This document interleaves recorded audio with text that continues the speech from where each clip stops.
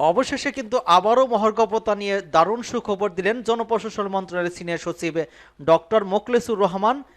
এবং এখানে যেটা বলা হচ্ছে যে সরকারি কর্মচারীদের মহার্ঘ ভাতা কি ফেব্রুয়ারি মাসে হবে কিনা, এবং মহার্ঘ ভাতা না দিলে কিন্তু সেটা থেকে সরে আসলে কিন্তু কর্মবিরতি সহ কঠোর কর্মসূচির হুমকি দিয়েছেন বাংলাদেশের সরকারি কর্মচারী কর্মকর্তার ফেডারেশন ফোরাম।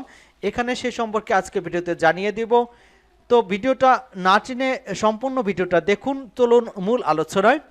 এখানে আপনারা দেখতে পাচ্ছেন যে মহার্ঘ ভাতা নিয়ে যে সিদ্ধান্ত আগে ছিল যে মহার্ঘ ভাতা দেওয়ার সিদ্ধান্ত বাতিলের দাবিতে প্রতিবাদ কর্মসূচি পালন করেছেন 11 থেকে 20তম গ্রেডের চাকরিজীবীরা। তারা বলেছেন মহার্ঘ ভাতা দেওয়া হবে না বলে সংবাদপত্র যে সংবাদ প্রকাশিত হয়েছে, এ ধরনের কোনো সিদ্ধান্ত সরকার যদি নিয়ে থাকে তাহলে কর্মবিরতি সহ কঠোর কর্মসূচি ঘোষণা করা হবে। এবং জাতীয় প্রেস ক্লাবের চত্বরে আয়োজিত এক সমাবেশে কিন্তু এসব কথা বলেছেন চাকরিজীবীরা।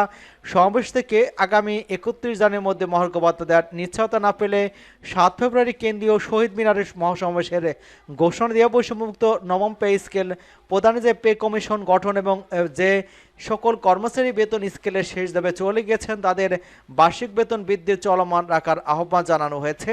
সমাবেশে সরকারি কর্মচারীদের বিভিন্ন বৈষম্যের কথা তুলে ধরে তারা বলেছেন গত 10 বছর ধরে সরকারি কর্মচারীদের বেতন ভাতা বাড়ানো হয় না, কিন্তু দেশের সকল সেক্টর কর্মচারীদের বেতন বাড়ানো হয়েছে। 11 থেকে 20 গ্রেডের কর্মচারীর পরিবার প্রয়োজন নিয়ে মানবতার জীবনযাপন করছে। গত 7 বছরে ধরে বৈষম্যমুক্ত পে স্কেলের দাবিতে আন্দোলনের পরে বৈষম্যবিরোধী সরকার মহার্ঘ ভাতা প্রদানের গঠনে কিন্তু কমিটি গঠন করেছে, যার ফলে কর্মচারীরা আশালো দেখেছিল, কিন্তু কিছু সুশীল নামধারী লোক এর পিছনে লেগেছে যেন সরকারি কর্মচারীদের বেতন বাড়লেই দেশের যত সমস্যা, নিম্ন বেতন ভোগীরা কত কষ্ট আছে তা বিবেচনা না করে তারা উপসচিবদের সুযোগ সুবিধার সঙ্গে তুলনা করে কর্মচারীদের বিপক্ষে কথা বলেছেন। 10 থেকে 20তম গ্রেডের সরকারি চাকরিজীবী ফোরামের সাধারণ সম্পাদক এবং সমন্বয়ক মোহাম্মদ মাহমুদুল হাসান বলেছেন, আমরা পত্রিকার মাধ্যমে জানতে পেরেছি এখন মহার্ঘ ভাতা দেওয়া হবে না। যদি এ ধরনের কোনো পদক্ষেপ নেওয়া হয় তাহলে কঠোর কর্মসূচির ঘোষণা করা হবে, প্রয়োজনে সারা দেশে কর্মনীতির মতো কর্মসূচি ঘোষণা করা হবে। প্রতিবাদ সভায় বক্তারা অবিলম্বে বৈষম্যমুক্ত নবম পে স্কেল দেওয়ার ঘোষণা করেছেন, দেওয়ার দাবি জানিয়েছেন এবং একই সঙ্গে যে সকল কর্মচারীর বেতন স্কেলের শেষ ধাপে চলে গিয়েছেন তাদের বার্ষিক বেতন বৃদ্ধি চলম্ব রাখার আহ্বান জানিয়েছেন। ফোরামের সভাপতি লুৎফর রহমানের সভাপতি অন্যান্য মধ্যে উপস্থিত ছিলেন উন্নয়ন পরিষদের সভাপতি জিয়াউল হক, সহসভাপতি আশফাকুল ইসলাম সহ বিভিন্ন নেতাকর্মী কিন্তু উপস্থিত ছিলেন। এবং উল্লেখ্য যে বর্তমান অন্তর্বর্তী সরকারের গুরুত্বপূর্ণ সিদ্ধান্তগুলোর মধ্যে মহার্ঘ ভাতা দেওয়ার ঘোষণা কিন্তু অন্যতম, যা চলতি জানুয়ারি থেকে কার্যকর করার কথা ছিল। মহার্ঘ ভাতা বাস্তবায়ন হলে মূল্যস্ফীতি হ্রাস টানা যেত না, তাতে সমাজে দেখা দিত বৈষম্য। এই আশঙ্কা সব মহল থেকে সরকারের এই উদ্যোগ নিয়ে সমালোচনা ঝড় ওঠে। এমন পরিস্থিতি কিন্তু বিবেচনা মহার্ঘ ভাতা থেকে কিছুটা পিছিয়ে আসে সরকার, তবে এটা গুজব নাকি সত্য সে সম্পর্কে কিন্তু স্পষ্ট জানিয়ে দিয়েছেন। আপনারা দেখতে পাচ্ছেন এখানে মোখলেসুর রহমান এখানে ফেসবুক সামাজিক যোগাযোগ মাধ্যমে কিন্তু এখানে কমেন্টস করেছিল ডক্টর মোখলেসুর রহমানের পেজে। সেখানে কিন্তু বলা হচ্ছে, স্যার মহার্ঘ ভাতা কি সত্যি বন্ধ হয়ে গিয়েছে, পত্রিকার তথ্য কি সঠিক, এমনটা কিন্তু মারুফ হোসেন নামে প্রশ্ন করেছিলেন। সেখানে কিন্তু ডক্টর মোখলেসুর রহমান স্পষ্ট জানিয়ে দিয়েছেন গুজবে কান দিবেন না, সময় মতো সরকার দিবে, এমনটা কিন্তু জানানো হয়েছে, এমনটা আপনারা দেখতে পাচ্ছেন।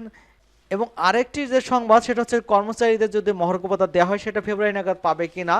এখানে যেটা বলা হচ্ছে যে সরকারি কর্মচারীদের মহার্ঘ ভাতা জানুয়ারি হতে কার্যকর হলে ফেব্রুয়ারি মাসে বেতনের সাথে পাওয়া যাবে কিনা, জানুয়ারি হতে কার্যকর হবে কিনা, বা 4000 টাকা পাওয়া যাবে কিনা, এমন প্রশ্ন করেছেন অনেকেই। গত 9 জানুয়ারি 2025 তারিখে কিন্তু জ্যেষ্ঠ সচিব মহোদয় প্রেসিডেন্ট করে এরপর একটা সিদ্ধান্তের কথা জানিয়েছিলেন। এবং আমরা দেখেছি গত 11 ডিসেম্বর 2024 তারিখে মহার্ঘ ভাতা বিষয়ে একটি কমিটি গঠন করা হয়েছিল এবং জনপ্রশাসন জ্যেষ্ঠ সচিব মোখলেসুর রহমান এই কমিটির সদস্য সাংবাদিকদের প্রশ্ন উত্তরের অবগত করেছিলেন যে মহার্ঘ ভাতা বিষয়ে 2টি মিটিং কিন্তু ইতিমধ্যে সংগঠিত হয়েছে।